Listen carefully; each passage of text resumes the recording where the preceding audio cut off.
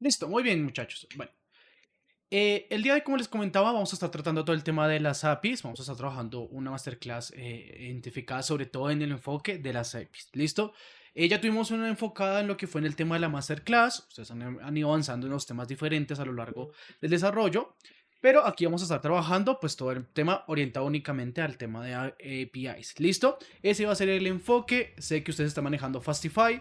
De pronto se mencionó algunas cosas de Fastify, pero el enfoque principal es comprender y entender a la perfección qué es una API, ¿sí? Y sus partes principales y cómo estas esperan información desde afuera. La vamos a estar probando con lo que es Postman para este caso. Y obviamente vamos a manejar esta estructura de proyecto limpio aplicado pues con el código eh, basado en arquitectura hexagonal que ya habían visto ustedes anteriormente, código que ustedes han ido trabajando en clase y lo vamos a estar utilizando en clase. ¿Listo?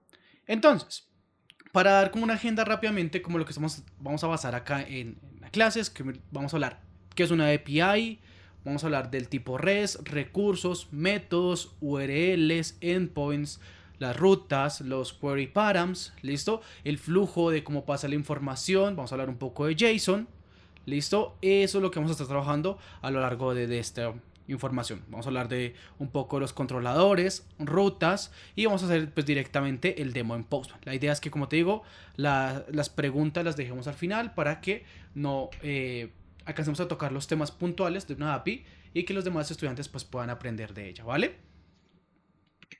Entonces, iniciamos. Partamos desde el inicio para entender, digamos, qué es una API. ¿Listo? Una API es un conjunto de reglas que nos permiten a dos sistemas comunicarse. ¿Listo? La vamos a ver como un puente entre el cliente y el servidor. ¿Listo? ¿Con qué fin hacemos o creamos las APIs para esta información? ¿Listo? Lo que yo hago es que voy a exponer cierta información al cliente. Si cliente hablamos del front, hablamos de Postman, sino todo aquel que va a comunicar y solicitar información al backend. Ese va siendo el cliente. Y recuerden que el servidor, pues es todo donde tenemos montado la información del backend junto con nuestra API. Cabe aclarar, y es algo súper importante, que la API hace parte del backend, no es el backend en general. Eso es muy importante aclararlo porque sí suele haber muchas veces en el que se confunde que API se backea automáticamente. No, AS es una parte del backend importante. El backend se compone de muchas más partes puntuales que ustedes ya las han ido trabajando, ¿vale? Entonces, ¿cómo podemos verla en desarrollo? ¿Listo? Entonces, como les decía, un cliente puede ser una aplicación móvil, una app web, un software externo, inclusive otro servicio que consulta al backend. ¿Listo? Una API la podemos definir eh, donde se define qué se puede pedir. ¿Listo? Define cómo lo va a pedir y expone esos datos en un formato estándar. En este caso, JSON. ¿Listo? Hay otros formatos estándar que existen para la comunicación de APIs, pero el principal que se suele trabajar muchas veces es JSON. ¿Vale? Entonces, un ejemplo cotidiano donde ustedes pueden ver eso es cuando ustedes utilizan la aplicación de Uber o las otras aplicaciones de conducción. Ustedes utilizan una API que te da un conductor, un tiempo y un precio, ¿cierto? La aplicación no sabe de dónde vienen los datos. Solo confía que la API le va a entregar y le va a proveer esos datos. Entonces, un punto clave a entender es que una API no es un UI, ¿listo? No es una interfaz gráfica. Simplemente es una interfaz de datos que tienen unas reglas de negocio, reglas de contrato que se van a cumplir, ¿listo? Entonces la API es lógica de negocio más datos expuestos, ¿listo? Y recuerden que cuando hablamos de lógica de negocios estamos hablando del dominio, ¿cierto? O sea, es decir, estamos sacando todo lo que hay en el dominio junto con la aplicación, lo que ya habíamos hablado anteriormente, a el exterior, es decir, a las otras partes que se necesitan acceder. Ahora, eso por parte de una API. ¿Listo? Así se construye, es el concepto principal de una API, pero hay muchos tipos de APIs. En este caso, el principal que se está trabajando con ustedes y que vamos a hablar el día de hoy es el REST. ¿Listo? Cuando hablamos de APIs REST, nosotros estamos hablando de un acrónimo. ¿Cuál es ese acrónimo? Ese acrónimo se compone de unas palabras en inglés que significa, permítame un segundo, siempre se me da el nombre de, el acrónimo de REST significa transferencia de estado presencial. ¿Listo? Ese es el acrónimo que se va a manejar, que se está realizando. Entonces, ¿por qué es importante este acrónimo? Porque cuando hablamos de transferencia del estado representacional, en inglés Representational State Transfer, es decir, que vamos a representar a través de estados. ¿Listo? O sea, toda la transferencia que hagamos va a ser representacional a través de estados. ¿Qué estados? Estados que provee HTTP, es decir, por donde cruza toda la información de la web. ¿Listo? Cuando hablamos de HTTP es simplemente el Hypertext Transfer Protocol que existe, es esa página que ustedes entran todo el tiempo y dice http://www.google.com o www.mercadolibre. Ese HTTP es simplemente una forma de comunicación de documentos, ¿listo? A través de texto. Ese texto, por eso es que especificamos que sea JSON para poder comenzar a crear toda esta información que vemos acá en el código y que se respete a la hora de pasar la información. Es decir, mantener un único lenguaje a la hora de enviar información. Eso es lo que buscamos con JSON. ¿Listo? A través de HTTP. En ese caso, ya analizándolo y viéndolo así, entonces cuando hablamos de REST es simplemente un estilo que dice: usamos recursos, usamos URLs claras, usamos métodos HTTP y respondemos en JSON. Si nos vamos acá al plato enrutador, lo que vamos a ver son definiciones, miren de qué, de unas rutas específicas a las cuales yo voy a estar accediendo y mostrando información. ¿Listo? Entonces, por eso, cuando hablamos de REST, lo que buscamos y hablamos es de usar recursos en URLs claras y con métodos estándar HTTP. Comúnmente los métodos HTTP suelen llamarse verbos HTTP. ¿Por qué? Porque esos verbos se llaman get, como se están viendo ahí, post, put y delete. Es decir, podemos crear, actualizar, obtener, eliminar. Entonces, por eso muchas veces le suele decir verbos HTTP o HTTP verbs. ¿Listo? Pero el término técnico o definido por la 3W es métodos estándar de HTTP. ¿Vale? Entonces, es simplemente un recurso que voy a acceder. ¿Y qué es un recurso? Porque se estarán preguntando en este momento. Un recurso es algo del mundo real que está modelado. En este caso, ustedes pueden modelar esta información y como vienen trabajando son platos, usuarios, pedidos, ¿listo? Se pueden definir, ahí tenemos esas rutas.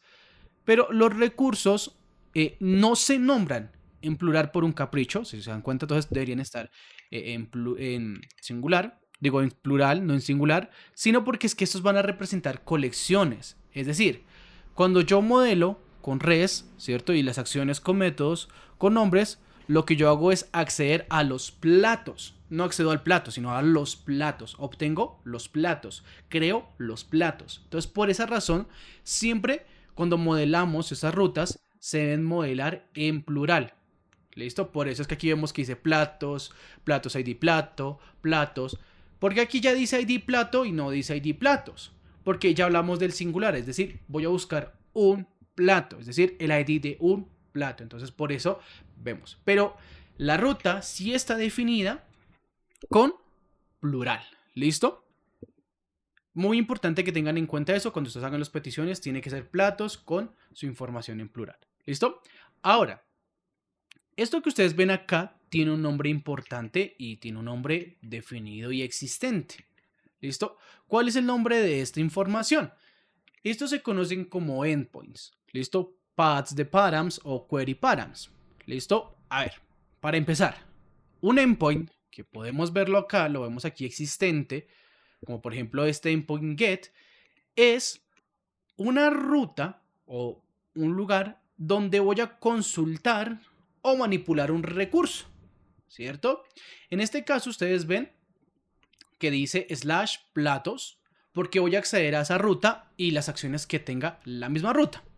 Si nos vamos por ejemplo a la TS, ¿cierto? Aquí yo definí también un prefijo, es decir, basándonos en lo que nos dice las reglas gramaticales, un prefijo es una palabra que va antes de un verbo que cambia su significado.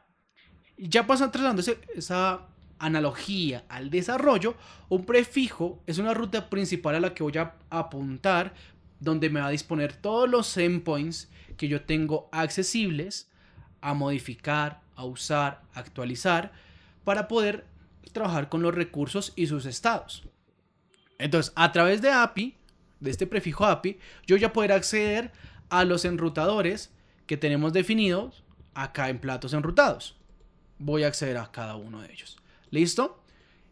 ¿Qué también tengo que tener en cuenta? Los métodos HTTP. Estos métodos los están viendo acá. Son get, son post, put y delete. Es decir, hay unos métodos específicos que voy a estar realizando. ¿Qué nos importa cuando yo hago una petición? Coincidir el método con la ruta. ¿Listo? Porque si lo notan acá tenemos dos rutas, ¿cierto? Que podrían estar siendo casi similares. Si no cambia ninguno dentro de ellos. Pero lo que nos está cambiando realmente al final es lo que vamos a utilizar. ¿Listo? O sea, es decir, ¿cuál método le voy a ejecutar a esta ruta? Aunque sea la misma ruta, ¿cuál es ese método que voy a estar ejecutando en ella? Cuando yo decido el método que voy a ejecutar en ella, entonces significa que ya puedo entrar y realizar esa acción. Si me paro en el método de delete, entonces estoy haciendo una acción de eliminar. ¿A quién debo consultar? Pues a la lógica que ya está instaurada dentro de un controlador.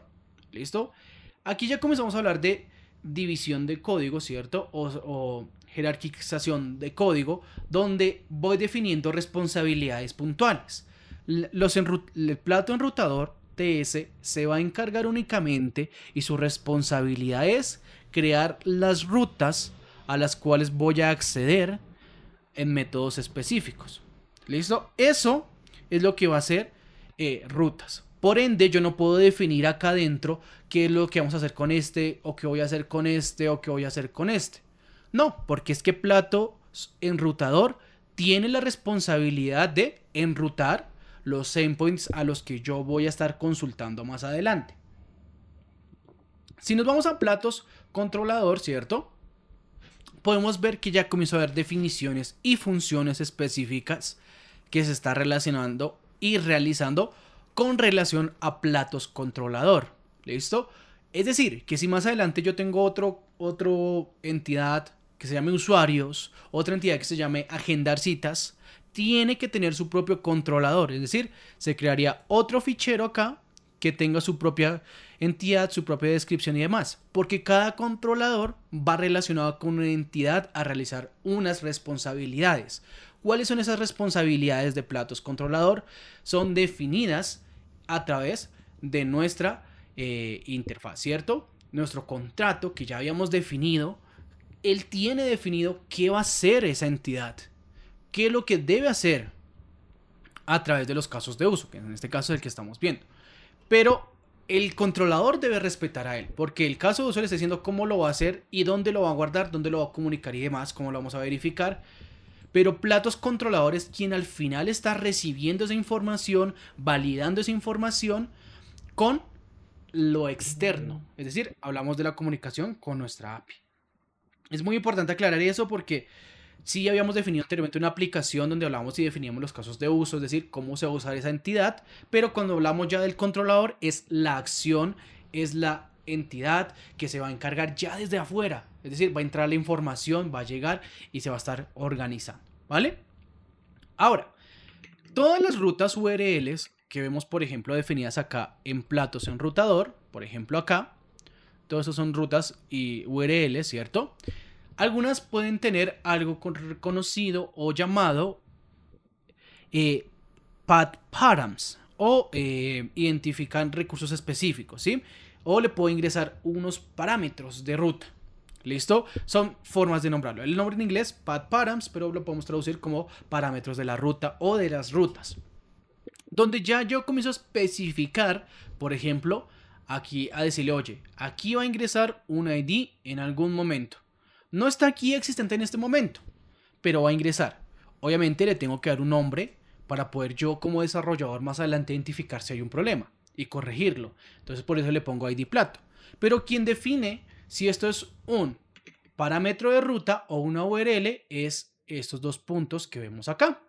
Esos dos puntos son los que indican que esta ruta necesita y debe ingresar con un parámetro, en este caso el ID. Sea cual sea el ID, lo merece y lo debe ingresar. Ahora, también existen algo que se conocen como query params, que es donde yo puedo definir ciertas reglas a la información. ¿Cómo se vería eso al final? Pues yo puedo escribirlo con un signo de exclamación, como lo ven acá, y le digo una indicación para poder ajustarle la información. ¿Eso dónde lo vamos a definir? Ya ahorita lo vamos a ver puntualmente dentro de los controladores donde está definido y desde nuestra ruta cómo se podría venir también definido, ¿vale? Pero entonces tenemos esos tres tipos, ya saben. Tenemos lo que son URLs donde consultamos, manipulamos recursos. Tenemos los parámetros de la ruta que identifican un recurso específico, es decir, voy a ir a uno puntual, voy a ir a un lugar específico que necesito ahí.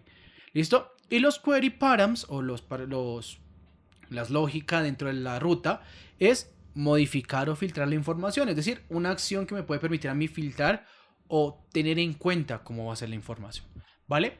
Entonces, eso con respecto a la identificación de lo que viene siendo la construcción de la API. ¿Listo? Eso es como vamos a solicitar la información, cómo vamos a comunicarnos directamente con nuestros endpoints para que ellos vayan a la acción específica. Cuando ya pasamos por esos, empezamos a hablar ya del flujo de la información. ¿Listo? Para eso, en este momento me voy a pasar rápidamente a Postman. En su caso, ustedes trabajan con lo que es Bruno, ¿cierto? Pero la misma lógica sigue existiendo en Bruno o Postman, igualmente. ¿Listo?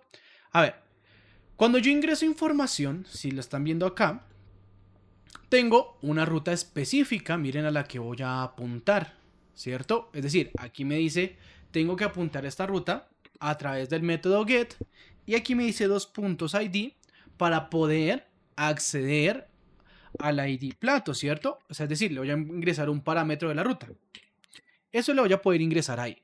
¿Cómo lo puedo hacer? Directamente lo aplico aquí en la ruta o lo puedo definir dentro de los parámetros de la ruta para poder ir ajustándolos. Pero veamos qué existe actualmente para poder ir utilizando cada uno de ellos de manera consecuente. Si yo hago aquí la información, por ejemplo, le digo localhost 3000 API plato, si se dan cuenta que estoy utilizando el prefijo y luego apunto al endpoint. Es decir, tengo el prefijo que me indica cuál es la API y luego voy a los endpoints necesarios. ¿Por qué se crea un prefijo? Muchas webs suelen compartir dominio, entonces se suele crear un dominio para que no haya problema entre comunicación del mismo dominio. Y así pues utilizar un mismo dominio y que haya seguridad y confidencialidad de la misma. ¿Listo? Entonces tenemos platos, me debería traer todos los platos, ¿cierto? Pero me dice que actualmente no existe ningún plato existente. Si lo notan, lo podemos ver que nos lo entrega en un formato de objeto. Este formato de objeto lo tengo definido como JSON. Me va a permitir a mí agregar ciertas palabras clave y unos valores para poder identificar la información. Es decir, así se va a comunicar a través de la web. Puede pasar que cuando hablamos de HTTP sea un poco abstracto porque muchas veces no hay una forma física de verla más allá de pronto de probar con un Postman, con Bruno o con un cliente para ver ya finalmente cómo se ve la información, pero pues sí me permite crear esta información de esta manera y ver la estructura. Es como lo más cercano que podemos ver algo físico. Por ejemplo, vamos a crear un plato. Vuelve y juega. Voy a la ruta post, ¿cierto? O al método post. Accedo a la ruta principal que voy a tener y accedo a su prefijo y por último al endpoint que me va a entregar la información o la va a recibir en su defecto. Porque recuerden que cuando yo hablo de respuestas en backend, yo estoy hablando de preguntas y respuestas. El cliente todo el tiempo va a estar preguntando, va a estar consultando. Y el backend por defecto debe responder a esas preguntas. En caso tal de que eso no se pueda hacer o la pregunta no se pueda responder, entonces hay una excepción de error, que es el try catch, donde vamos a decirle, oye, justamente esta información no la tengo disponible o hubo un error internamente, pero aún así sigue habiendo una respuesta, tal vez no la esperaba por el cliente, pero sigue habiendo una respuesta porque necesitamos comunicación y pasar información para poder estar al tanto. ¿Listo? Esa información se va a comunicar a través de unos estados, que por ejemplo vemos aquí que nos dice 200. Ok, ¿cierto? Ese es un código de estado HTTP, donde me dice, oye, esta petición o esta pregunta que tú me estás realizando se ejecutó con finalidad o se ejecutó correctamente. ¿Listo? Tenemos otros estados, pero el principal y los principales que vamos a ver son el 200 y el 400 o el 500 en su defecto. Pero ya cuando hablemos de estados, pues iremos viéndolos cada uno. Si hago y creo esta información, por ejemplo, perro caliente, le vamos a agregar un ingrediente adicional con cebolla. Yo lo creo, me da un ID aquí lo podemos ver, está diciéndome ID plato nuevo y el mensaje de creación. Si nos devolvemos nuevamente a lo que viene siendo a Visual Studio Code, ¿cierto? Vamos a pasarnos una vez más a Visual Studio. Permítanme un segundo. Exacto, ahí pasamos a Visual Studio. Podemos ver que cuando vamos a crear un plato, por eso decimos app.post, porque post me va a permitir crear o validar en su defecto. Ya más adelante se van a dar cuenta porque me va a permitir validar, pero de momento lo vamos a utilizar para creación. Entonces vamos a ir al plato controller, donde lo estamos llamando o trayendo. Lo estamos trayendo del documento platos controlador y accedemos a su método específico que se llama crear plato. Miren que aquí tenemos crear plato. Crear plato utiliza obviamente Fastify para poder consultar y aquí vuelve a existir lo que les decía ahorita. Una pregunta, una respuesta. Claramente yo tengo que manejar esto a través de código asíncrono. En este caso voy a utilizar async y await porque esta información no depende de mí. Esta información depende de alguien externo. En este caso este alguien externo viene siendo la base de datos o de pronto otro servicio al que tengo que consultar, una raíz existente. Depende de una acción externa a este método que yo no puedo prever o no puedo obtener al instante. Entonces, ¿qué se hace? Tengo en cuenta que hay una petición por cumplirse o una acción por realizarse y en vez de pausar todo el código, que eso sería código síncrono, yo lo que hago es volverme asíncrono, es decir, sigo ejecutando otras tareas, otras peticiones que me van llegando y dejo esta pendiente a cumplirse cuando me llegue la información. ¿Dónde se cumple eso? Si aquí tengo el async, él va acompañado muchas veces de una await. Es decir, que aquí lo que cuando ingresamos el ID del plato, ¿cierto? Lo vamos a crear esperando que esta información se guarde en platos, en el nuevo plato, ¿listo? Basado obviamente en lo que viene siendo el platos controlador, ¿listo? Eso es lo que tenemos que tener en cuenta a la hora de realizar nuestras tareas, ¿vale? Sí. Entonces, eso es lo que nosotros vamos a tener en cuenta. Aquí es ya cuando comenzamos a ver nosotros que se comienza a conectar la información con quién, con lo que viene siendo el caso de uso, es decir, la aplicación. ¿Listo? Aplicación, miren, me da toda la información de cómo se va a construir esa información, me da todo lo que va a crear al final, pero yo en platos controlador sigo teniendo en cuenta lo que yo necesito. ¿Listo? O sea, aquí tenemos la estructura que me dice el contrato que yo debo cumplir, lo que iba a realizar, tiene un límite también. Y aquí es donde nosotros podemos también definir un query dentro del parámetro para recibir ese límite máximo. ¿Listo? Entonces, volvemos al plato controlador. Si tengo una pregunta, ¿cierto? Debo obtener una respuesta. Aquí estamos construyendo todo el tema del ID y aquí empiezo yo a dar respuestas según los casos que yo necesite. Por ejemplo, si puedo crearlo, entonces lo que yo voy a entregar es un mensaje y miren que aquí una vez va a entregar también un ID. Si nos devolvemos nuevamente a Postman, vamos a volver a Postman otra vez. Miren que el mensaje que me sale en consola o el objeto que se está viendo en este instante es el mensaje y un ID de plato. Ahí veo que el mensaje me dice el plato se creó correctamente y tenemos el ID tal. Ahí se dan cuenta que aquí hice una pregunta, en este caso la pregunta fue una creación, una petición de que me cree algo y al final obtuve una respuesta, en este caso un estado 200, que es el servidor lo realizó correctamente y aquí tienes tu respuesta. ¿Listo? Entonces todo el tiempo estoy realizando todas estas peticiones. Todos los métodos HTTP tienen que manejar preguntas y respuestas. En algunos escenarios únicamente podríamos manejar solo respuestas. Por ejemplo, el GET, cuando yo lo consulto, pues podríamos ver una información totalmente con todo el objeto, los objetos existentes como respuesta. En este caso, si se dan cuenta, no estoy ingresando un cuerpo y es que aquí viene un punto importante. Toda pregunta que yo realice se divide en dos partes principales. Tenemos los encabezados y tenemos el cuerpo de la pregunta. Aparte, dentro de la ruta van indicados pues unos parámetros como el que veíamos acá a la hora de, por ejemplo, buscar un plato por ID. Vamos a pegar este ID. Y en este caso, pues me obtiene el mismo ID y el mismo plato, un solo plato que estoy buscando. Entonces tengo un parámetro, estoy ingresando un parámetro, pero en el cuerpo miren que no estoy ingresando nada. Por ejemplo, si nos vamos a crear, aquí el cuerpo sí está ingresando información.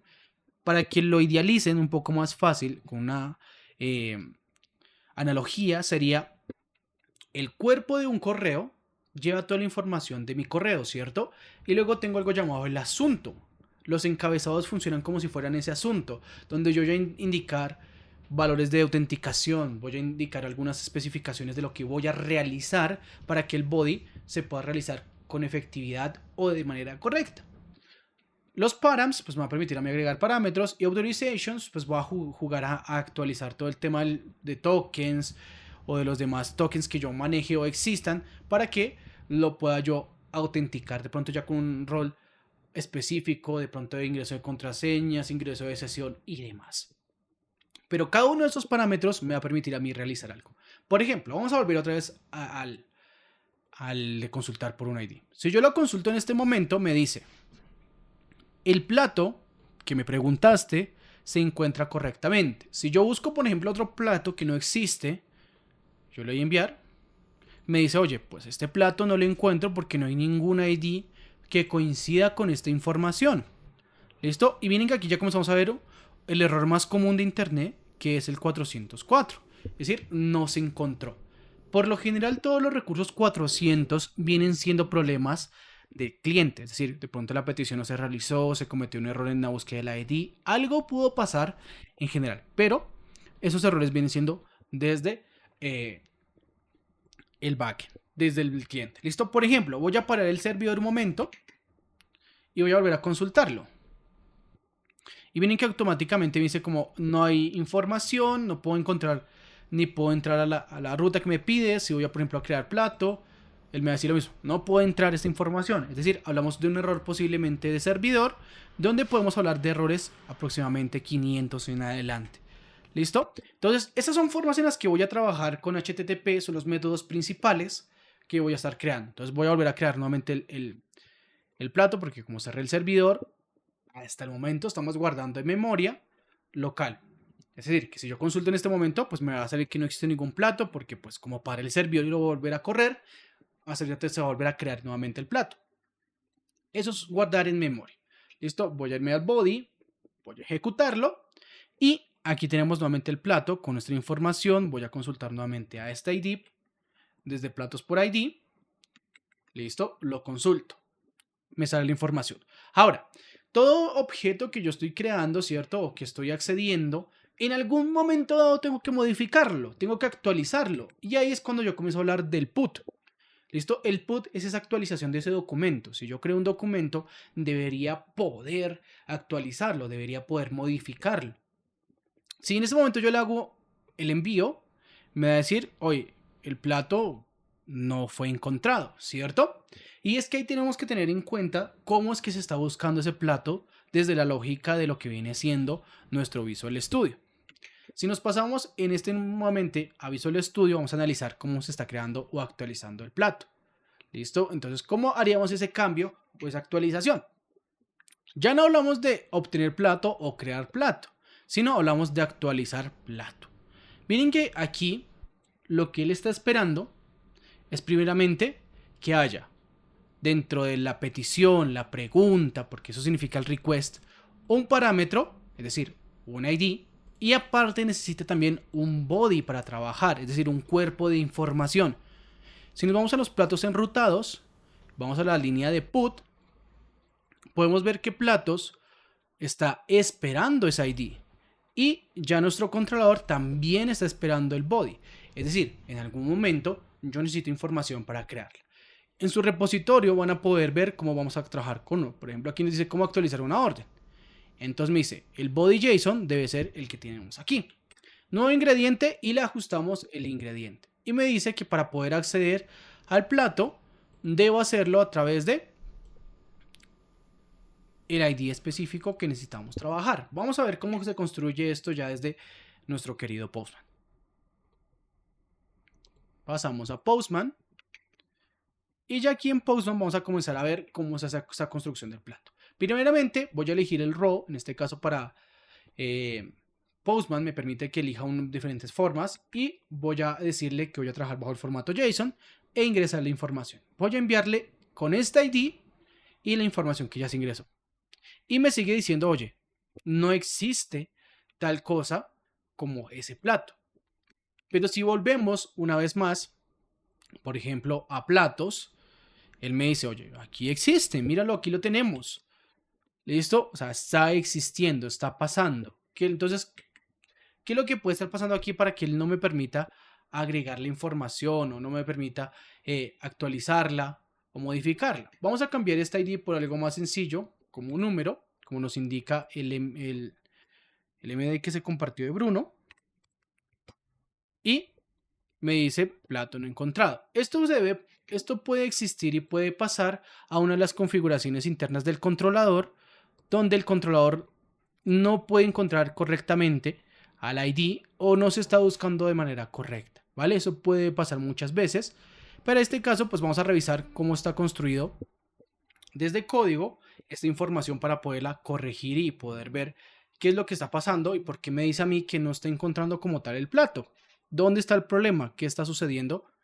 ¿O por qué no lo está realizando? Esto permite un segundo, vamos a volver nuevamente a nuestro Visual Studio.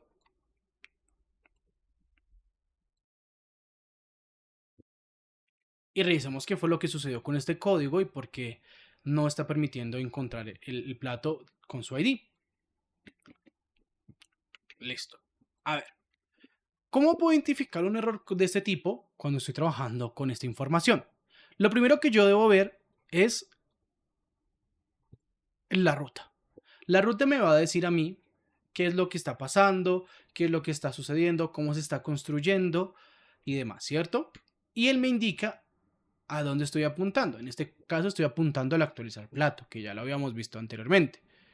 Si se dan cuenta, él sigue esperando el ID plato.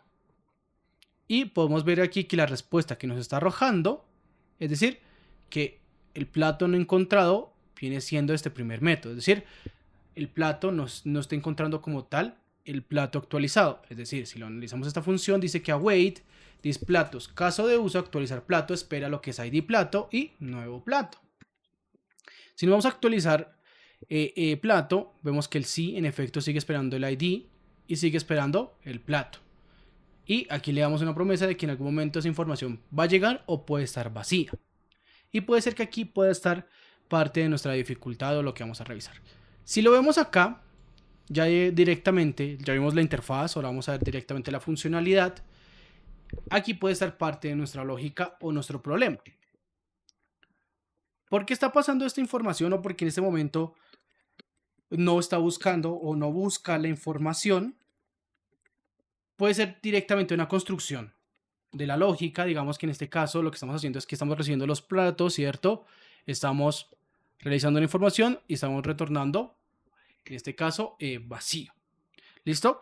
Pero ¿cómo debería estar construyéndose la función de actualizar? ¿O por qué no lo debería estar realizando? Si tenemos un arreglo que existe, ¿cierto? Él debería recibir una información.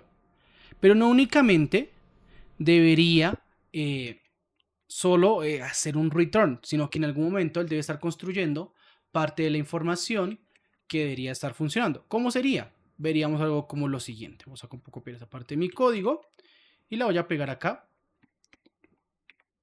para verla un poco más estructural. ¿Listo? ¿Qué es lo que yo debería estar haciendo en esta parte de actualización?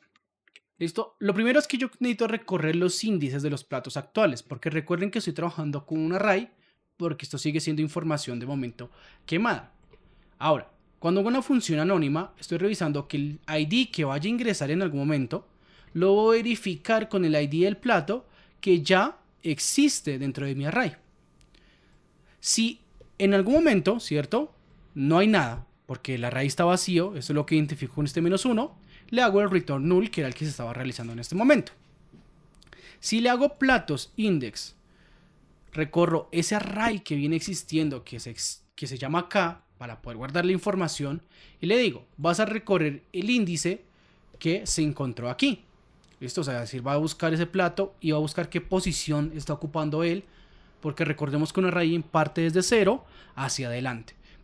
Entonces revisa y dice, bueno, en este momento no hay ningún array, entonces no coincido con nadie. Pero si hay un plato, puede estar en el índice 0, en el índice 1. Eso es lo que estoy buscando acá.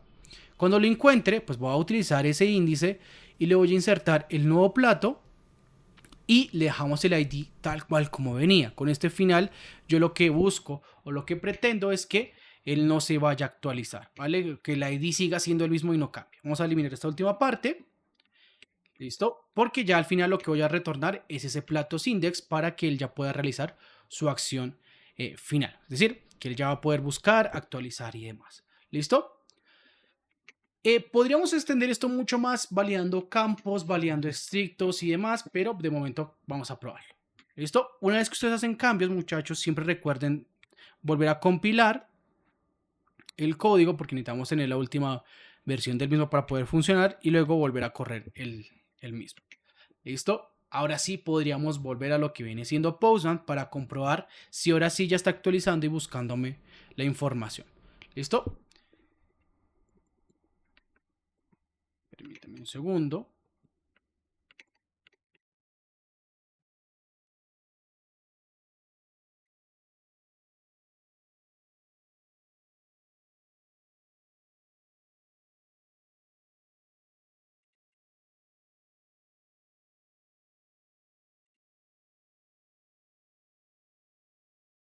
Vamos a pasarlo nuevamente a Postman.